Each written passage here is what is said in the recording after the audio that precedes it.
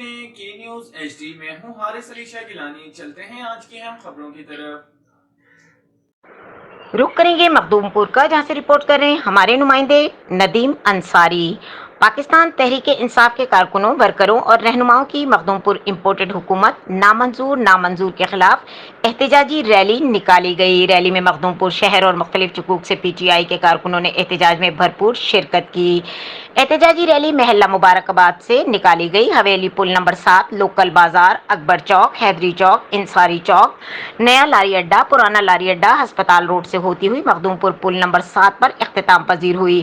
Rally میں حکومت کے خلاف اپنے خیالات کا اظہار بھی کیا گیا. ریلی میں پی ٹی آئی رہنما اظہر اسلام، سوشل ورکر حیدر وسیم، کلیم عباس، ساحر یاسین، سوشل ورکر اویس شاہ، ڈاکٹر محسن اقبال، ڈاکٹر حسن، اس کے علاوہ دیگر پی ٹی آئی کارکنوں نے ریلی میں بھرپور شرکت کی. ایس ایچ او مخدوم پور بابر شہزاد کھیڑا اور پولیس کے جوانوں رضاکاروں نے اپنی ڈیوٹی کے فرائض سر انجام دیے. پاکستان تحریک انصاف